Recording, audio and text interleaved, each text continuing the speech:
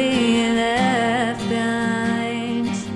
Seems so ready to let. Well, here we are for Audiotrope, Victoria McDonnell. Hello. Good afternoon, how are you? I'm good, thank you. How are you doing? I'm fine, thank you. Good, So we're good. going to start off with a couple of Christmas questions, because we've got a tree behind you, especially.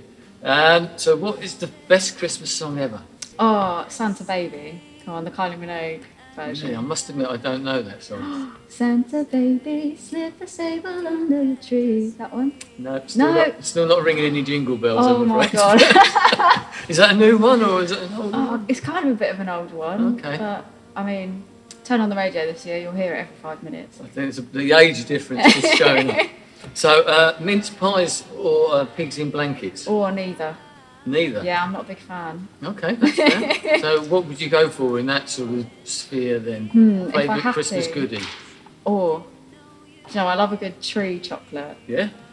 Or any, like those little cheese nibbles. Right. Cheese niblet things. Oh, that'll do. Yeah. That'll do. Right. Your favourite Christmas present ever? Oh, my favourite Christmas present. I got my first ever kind of like Tanglewood guitar for Christmas a long time ago now. Big old mahogany thing that I Bigger used than to you, gig sort of with. thing. Yeah, still bigger than me. Good. But yeah. Thanks. And what would be the best Christmas present you can get this year? Apart from world peace, of course, and the end of COVID. Do you know what? That's a really difficult one. Put me on the spot here now. That's what interviews are for. Best Christmas. Do you know what? Just have a nice Christmas with my family, probably. Yeah. That's all I could That's ask good. for. That's a perfect Christmas, isn't it? Yeah, I think so. It's a good enough present for me. Yeah. So especially this year. Yeah. So we're here for Audiotrope, and you did your session. I mean, you did one of the live ones from your own place, didn't you? Yes, yeah, I did. So how did you find that experience?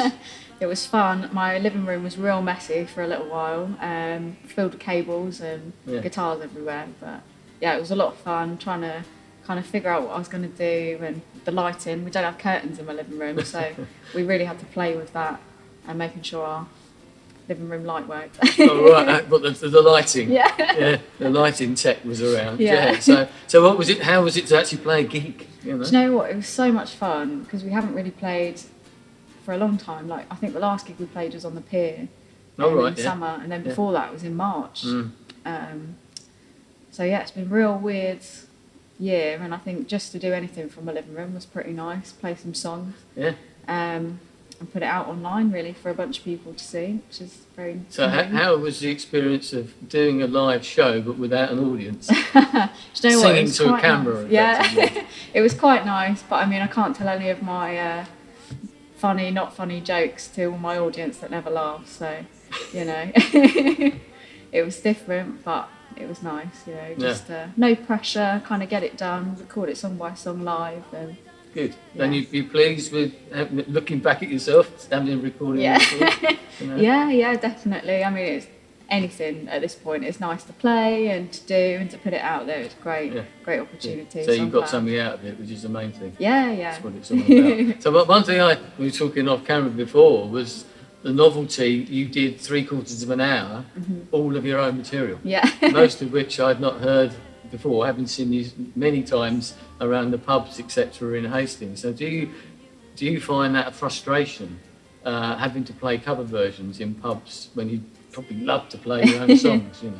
Do you know what? That's a really interesting question because as much as I love to play covers, and we always kind of try and make it our own. Yeah. I mean, I write my own songs for a reason, and it's so good to be able to get it out there, and this has been the perfect outlet for that. Yeah. To have it kind of my own way, not have any kind of audience where if they don't like it, potentially boo me. Oh, that would be horrible. But yeah, I mean, as much as we love to play covers, like, yeah, I would much prefer to get my own music out there and kind of see how people feel about that and play that live too and see a different side to the Hastings hopefully music. this might sort of give you the confidence to maybe try and do that a bit more, or, you know, or just push on. No, I'm going to play my own stuff. Yeah, I mean, one day we'll see. Well, no, the stuff's good enough, isn't it? And the Yeah, material. So was it good revisiting those old songs? Oh my gosh, yeah, it was. Some of them I've not played since I was like 16, 17 at college, just for like little college gigs. So yeah, it was really nice to kind of revisit that, relearn all the lyrics and learn all the chords. Well, one thing I noticed is that most of the songs you say, I was 16 when I wrote this, I was 17 when I wrote this. So there's a lot of breakups and relationships. And you're singing from the heart. A lot of it's kind of based on like my friends' experiences as well. Like I wanted this to be kind of like a journey through the ages of my songwriting and the development of that up until, well, I'm 21 now. So between then, when I first started playing and singing, to now, because really it's not that long, and kind of like taking all the teenage inspirations from my friends and everything they've gone through for kind of like the most pivotal years, I guess, of when you're growing up and feeling everything that feels so intense, but really when you're looking back at it, it's like, oh well, it happened. I'm older now. It's just youthful stuff. So I mean, when did you first start writing? Ooh, probably when I was like 16, on the back end of 16, turning 17, kind of about when I just started singing and kind of dabbling in that. So what made you actually start writing as opposed to just playing? Oh, do you know, it's really hard to kind of, I don't know, explain that, because I just started doing it. Like I really wanted to sing, so I started learning to sing, and I played guitar for a really long time, like since I was really little, and it just kind of comes hand in hand, I think. So when I started singing, I was like, right, I can do this kind of now, and why not kind of put down how my friends are feeling, how I'm feeling, what we're going through, and see if I can articulate that in a way that's nice and musical. Yeah, that's good. So what sort of things did you grow up listening to from your parents, or? Literally anything and everything. My mum is so into her music and she'll listen to anything, always singing in the car to the radio. But I think maybe one of the big ones, so we listened to the Kooks a lot growing up, and we even came here to see them play. I thought they were good, weren't they? Yeah, they were. Very good. But yeah, just kind of literally anything you can think of. I loved a bit of the Kaiser Chiefs, saw them here as well, which is great.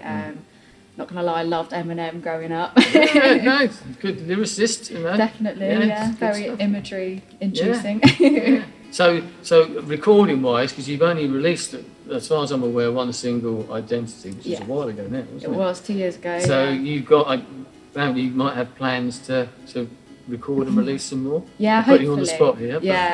With this kind of Audiotrope, it's really put into perspective, like, I should be doing something more with my original music and not just kind of submitting to playing covers at every gig. And I think it would be really nice to record a little EP, kind of want to call it like maybe the Book of Teenage Heartache or something. That's a good title. Yeah, obviously everyone knows Alfie Rolfe, but he'll be joining me on it, playing probably every instrument you can think of. And didn't he co-write Identity? Did you say yeah, we did write that together. That was a very exciting day, coming up with that one. Yeah, good. Yeah, he's my right-hand man and my left-hand man.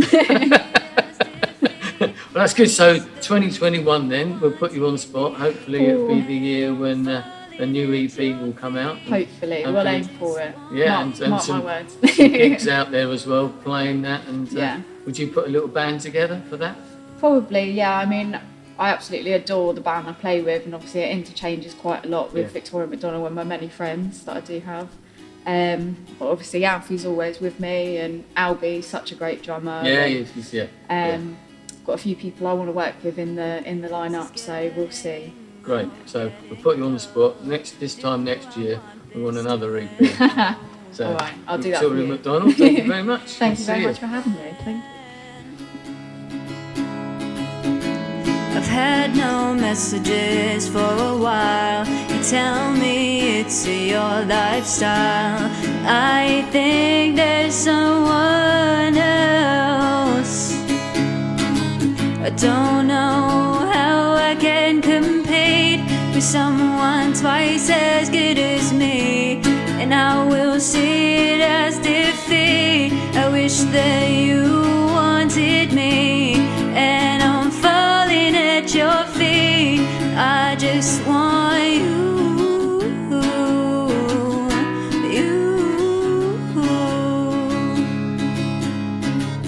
Don't know how I can compete with someone twice as good as